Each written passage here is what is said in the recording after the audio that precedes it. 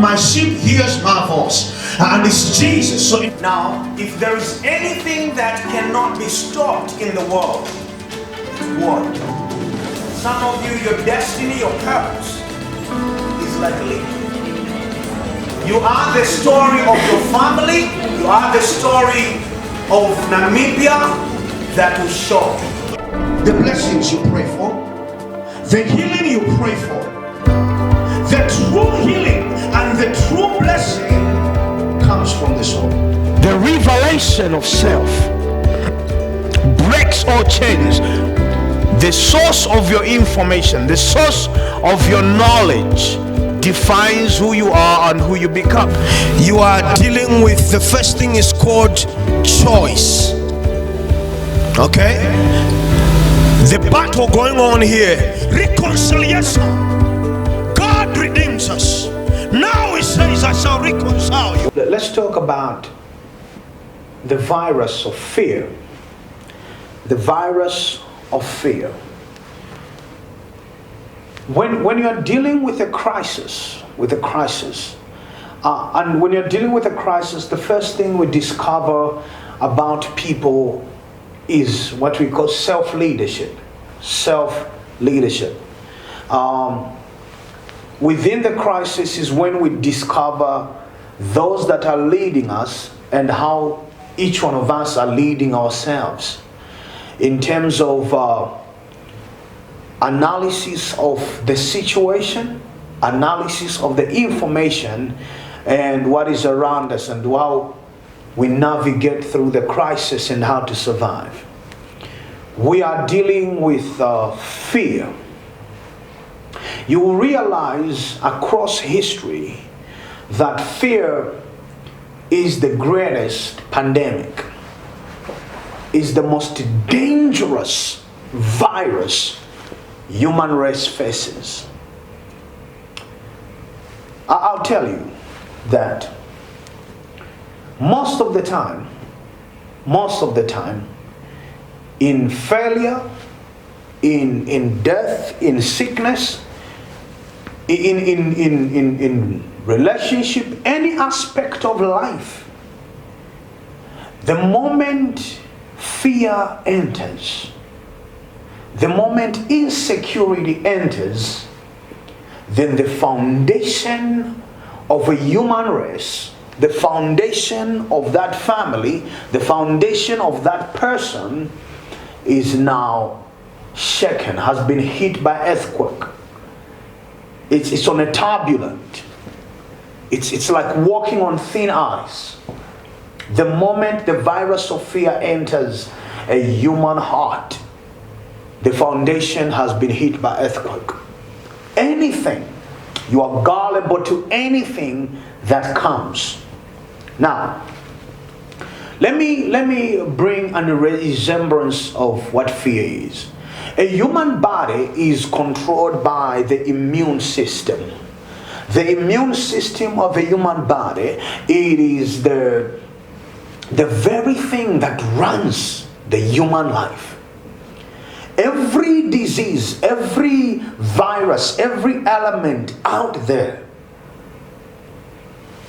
it's not anything when the immune system of a human body is strong and can defend itself. You have a flu, you have a cough, you have HIV, you have TB, you have coronavirus, whatever it is that you have, as long as your immune system is strong, you can survive the crisis. Whatever it is, you can survive the illness. But the moment your immune system has been hit and it's broken down, the defense of your biological setup to any disease is now weak. The walls are broken down. The fence is out.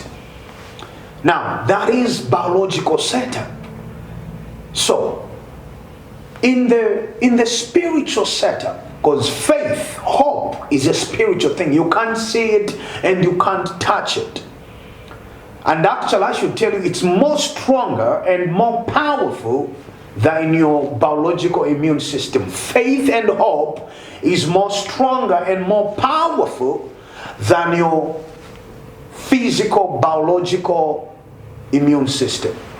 Now, when the virus of fear struck that hope down, struck down that faith, breaks down any hope of you seeing tomorrow, any hope of you seeing success, any hope of you seeing health, wealth, then the tragedy has already happened.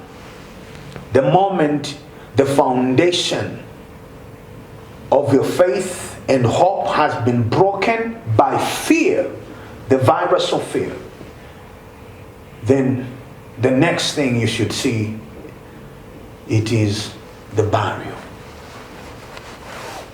The barrier of wealth, the barrier of marriage, the barrier of a person, the barrier of anything. The moment fear comes in any situation, in any community, expect tragedy.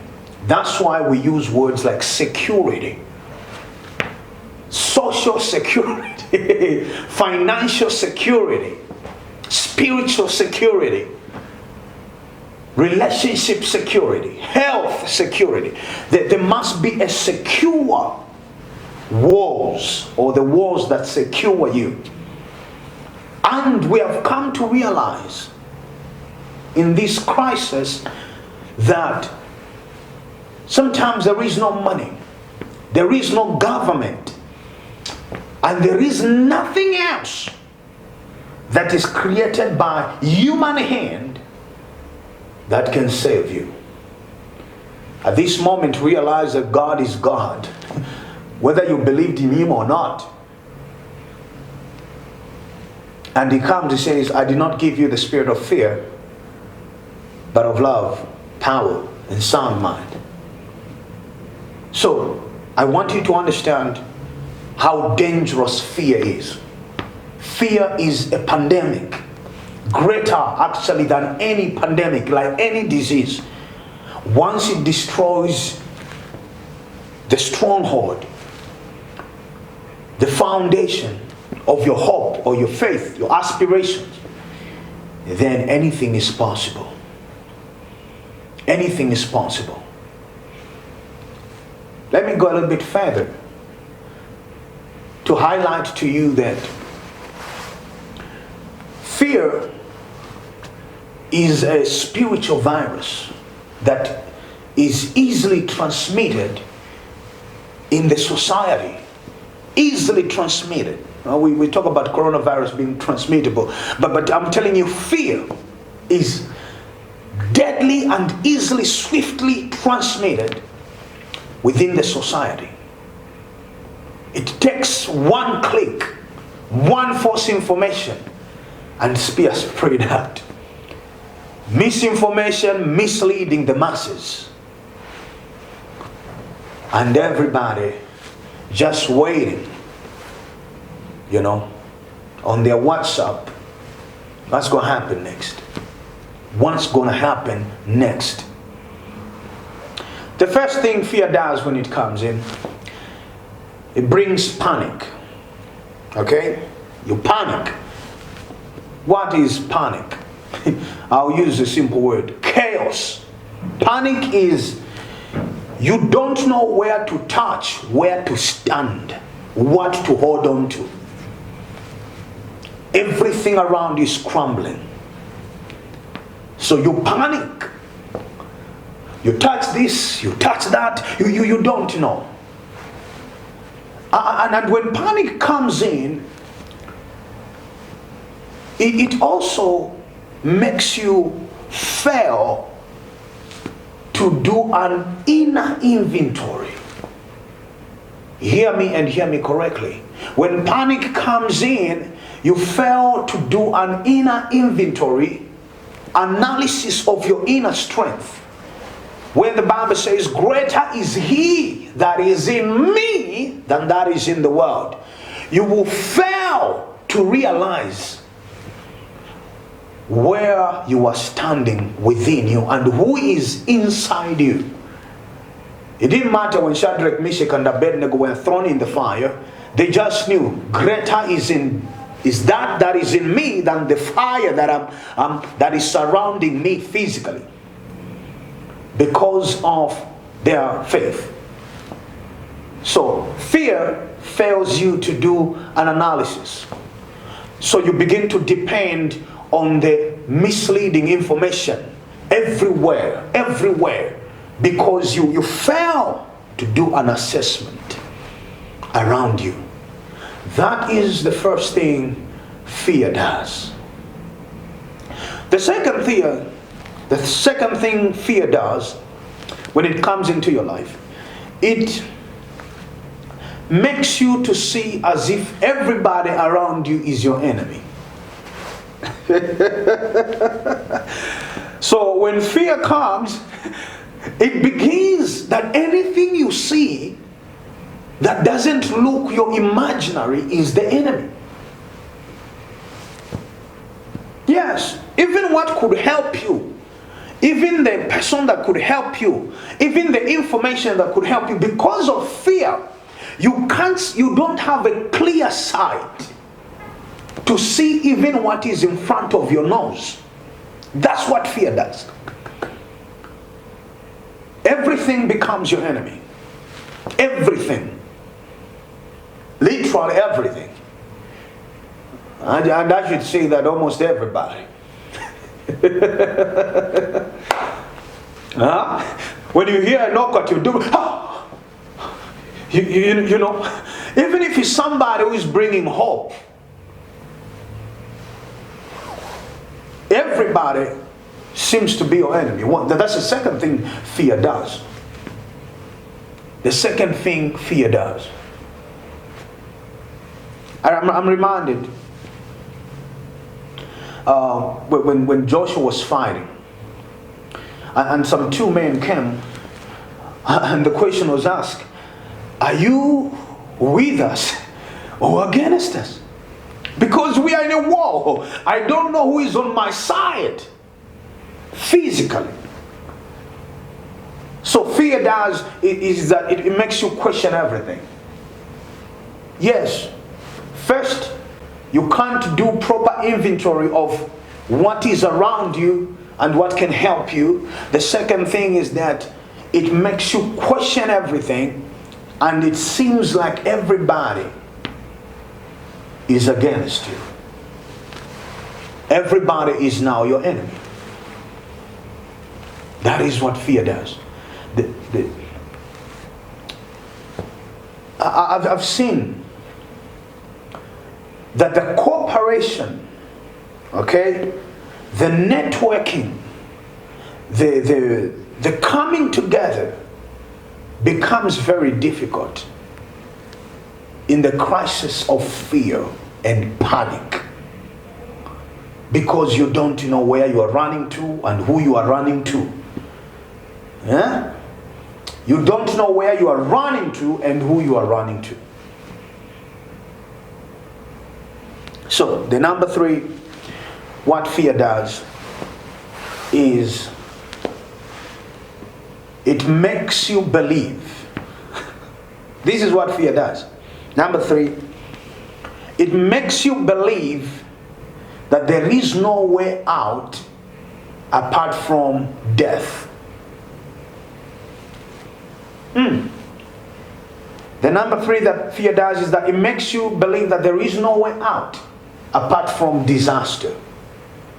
So now, messages of death, tragedy, sickness, every negative thing begins to play in your mind. You know, you see that happens, oh, I might be the next. You see that happen, oh, I might be the next. So, messages of death, everything is crumbling down, everything is going down, begins to play in your mind over and over. Whew, that is the third one. That is the third one, the most dangerous. I'm sorry to say this, but I have to say it. Fear can be very addictive. Yes, can be. Well, what do I mean by that? It begins to lead you towards where the affirmation of your fear goes. That's what I mean. It will begin to lead you towards where everything you're scared of is being affirmed. Is being affirmed. Who passed away? Who died? And you're being affirmed by what you're scared of. You are feeding on to fear. Yes, that's what I mean. You begin to go towards, you are looking on every social media, you are looking on every WhatsApp just for the negative thing. That's what fear does. It begins to draw you whenever you are scared of something. And it begins to give you signs around you that's going to happen to you soon. It's going to happen to you soon. Oh, it has happened to who? It will happen to you. It has happened to who? So the fear begins to confirm and affirm itself. And then you realize you become hopeless. Now, let me close it out. That is what it does. I'm just giving you an analysis what fear is, what it does. Now, God says, I created the universe. I have come to you, I've given you not the spirit of fear, but of love, power, and sound mind. Love, power, and sound mind.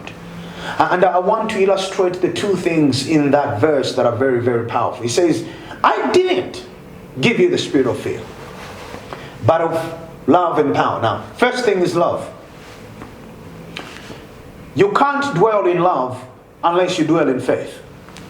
Love only projects the good things.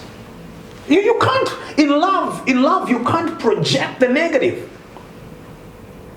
He says, that's what I've given you. You're supposed to begin to use your mind. And he combines the two. He says, love, sound mind. Love, power, sound mind. Love, power, sound mind. I want you to love the future that is ahead of you.